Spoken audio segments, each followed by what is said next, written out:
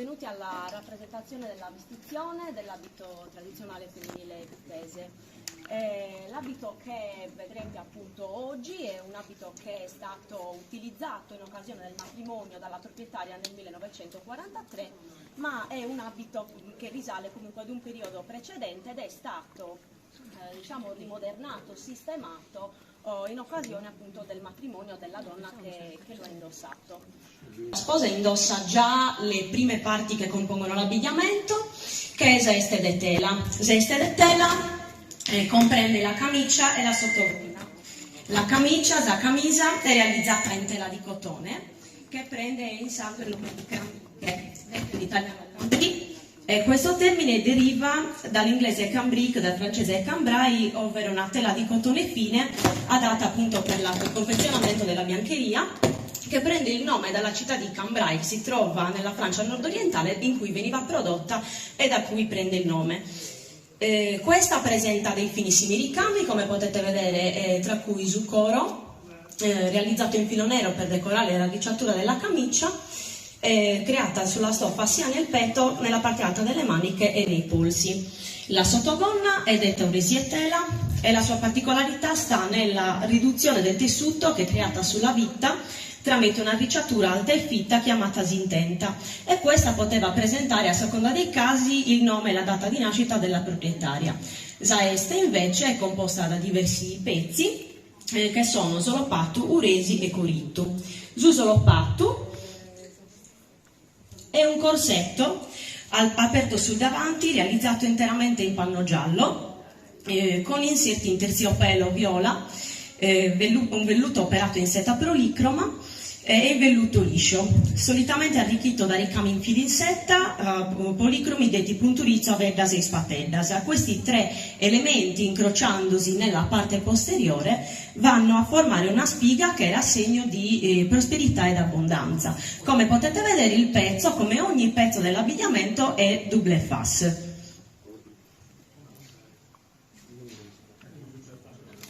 Come vedete si procede, quindi la donna mette le braccia indietro e il gilet viene infilato, tenendo quindi la camicia tra le mani in modo che lo sbuffo delle maniche non impedisca, diciamo, l'inserimento del pezzo, e poi si procede salendo verso l'alto per poi arrivare quindi alle spalle.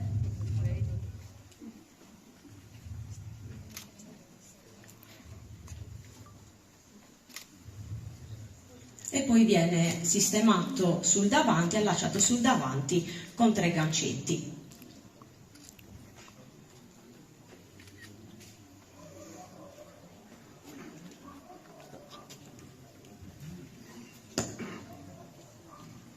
Ad indossare è Zuresi, che è la gonna.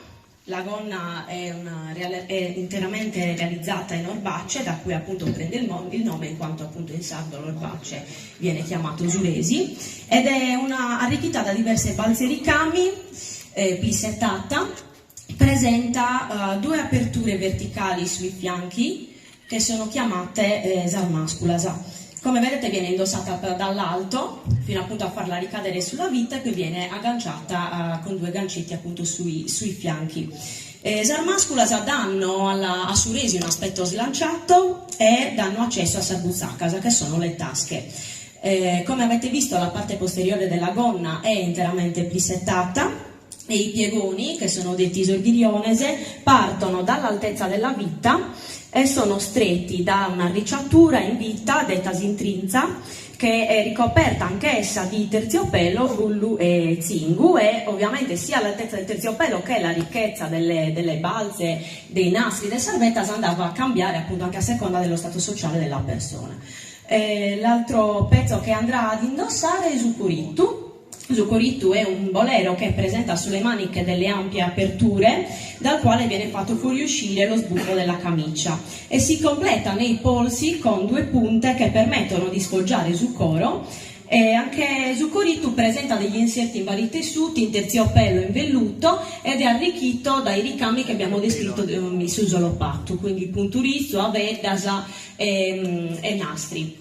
Anch'esso è double fas, come tutto il resto appunto dell'abbigliamento, è arricchito appunto da diversi ricami a seconda della parte che viene utilizzata.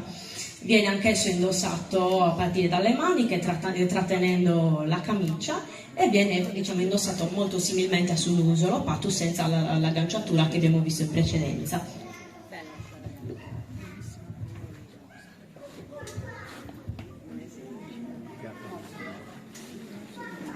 Viene fatto fuoriuscire il ricamo della camicia e poi, una volta che il ricamo fuoriesce dalle punte che abbiamo descritto, la camicia viene sistemata in modo che lo sbuffo esca appunto dalle aperture delle maniche, e poi la camicia viene ripiegata per mostrare sia sul coro la ricciatura realizzata in filo nero che il ricamo appunto sul polso.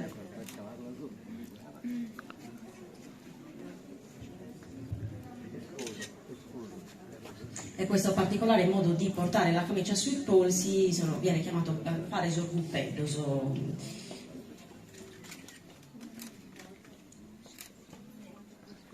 Completa col fazzoletto smucatore, in questo caso di colore bordeaux, è realizzato in raso operato a motivi floreali ed ha una forma quadrata. Viene indossato ripiegato a triangolo, con i lembi incrociati sotto il mento e fermati all'interno all'altezza delle orecchie con degli spilli. Diciamo, la posa del fazzoletto, quindi del copricapo, viene chiamata chintura. Quindi in questo caso Margherita, che ci aiuta nella vestizione di Giorgia, ci sta mostrando, ci sta facendo vedere appunto la chintura del smucatore, che è appunto il ripiegamento dei lati del fazzoletto attorno al viso.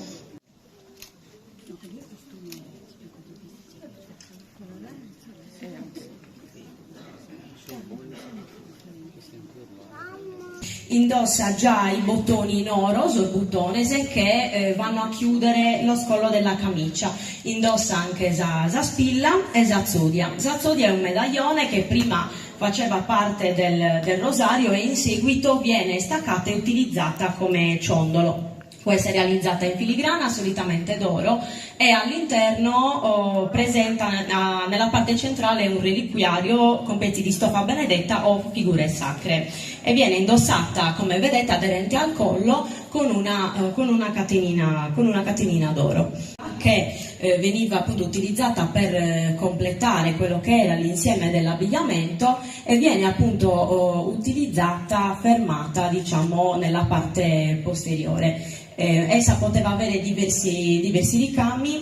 In questo caso presenta un ricamo a mezzo punto realizzato a motivi floreali colorati, ma diciamo potevano essere di diversa tipologia, di diversa fattura, e con Sasca si andava a completare, diciamo, quello che era l'insieme dell'abbigliamento.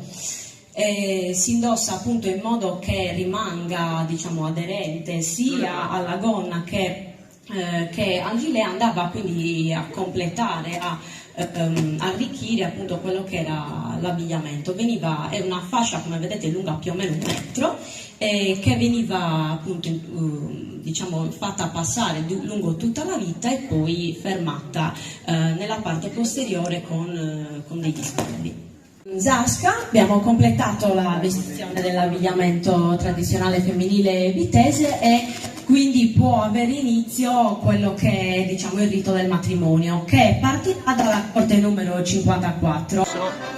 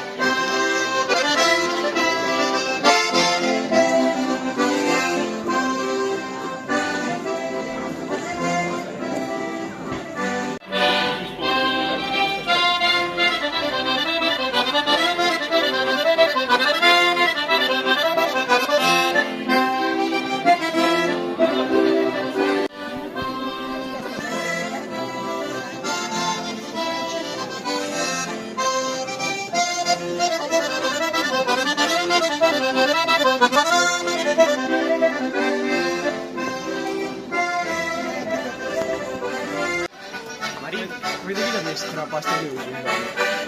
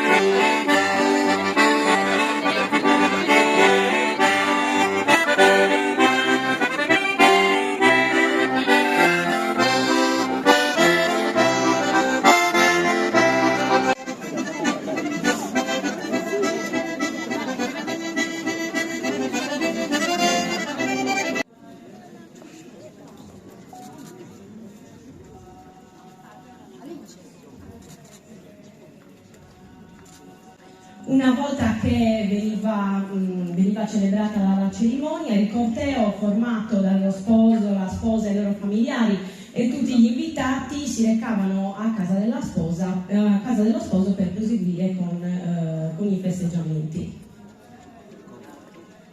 Un'altra consuetudine del matrimonio prevedeva appunto la rottura del piatto, che appunto veniva lanciato il riso o il grano in segno di prosperità e di augurio per i nuovi sposi.